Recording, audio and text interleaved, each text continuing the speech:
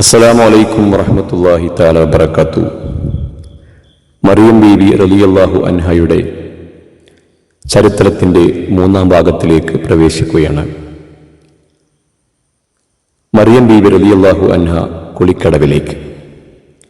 വിശുദ്ധിയുടെ ഗൃഹമായ ബൈത്തുൽ മുഖദ്ദസിൽ സദാ കാണപ്പെടുന്ന 2 പേരുണ്ട്. അതിൽ ഒന്ന് മറിയം ബീവിയും മറ്റൊന്ന് അവരുടെ പിതൃവ്യ പുത്രനായ യൂസുഫ് നജ്ജാറും.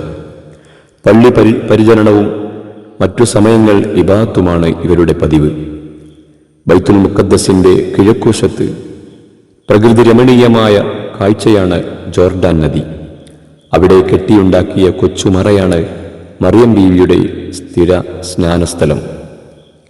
പതിവ് പോലെ ഒരു ദിവസം ബീവി കുളിക്കാനിറങ്ങിയതായിരുന്നു.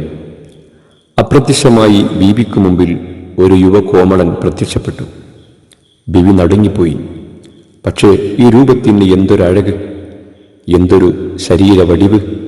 ചുരുണ്ടുകിടക്കുന്ന കേശം, വിശാലമായ നെറ്റിത്തടം, മിന്നിത്തിളങ്ങി നിൽക്കുന്ന കൺതടം, കൗതുകമുളവാക്കുന്ന കവിൾത്തടം, പ്രവാളം നാണിക്കുന്ന ചെഞ്ചുണ്ടുകൾ.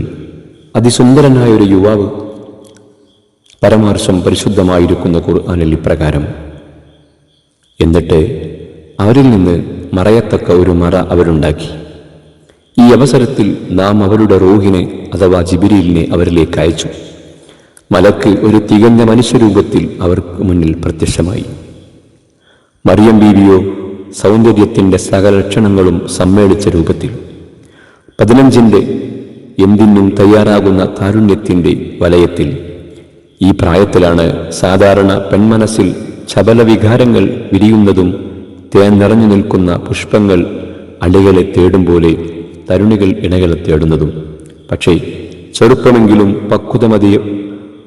പക്വമതിയായ മറിയം ബീവി വ്യത്യസ്ത മനസ്സിൻ്റെ ഉടമയായിരുന്നു.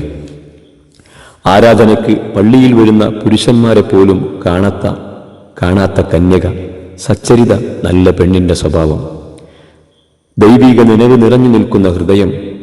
യുവകോമളനെ കണ്ടപ്പോൾ അവർ നടുങ്ങിപ്പോയി.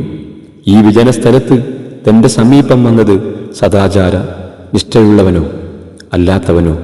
ബീവിയുടെ ഉൾഭീതി വാക്കുകളിലൂടെ പുറത്തേക്ക് വന്നു. നീ ഒരു ഭക്തനാണെങ്കിൽ ഞാൻ നിന്നിൽ നിന്ന് കാരുണ്യവാനായ അള്ളാഹുവിൽ അഭയം തേടുന്നു. യുവാവ് പറഞ്ഞു: ഞാൻ നിന്റെ നാഥന്റെ ദൂതനാണ്. നിനക്ക് വിശുദ്ധനായൊരു പുത്രനെ നൽകാൻ വേണ്ടി വന്നവനാണ്. തനിക്ക് കുട്ടി ജനിക്കുക എന്ന് കേട്ട് ബീവി ആശ്ചര്യപ്പെട്ടു.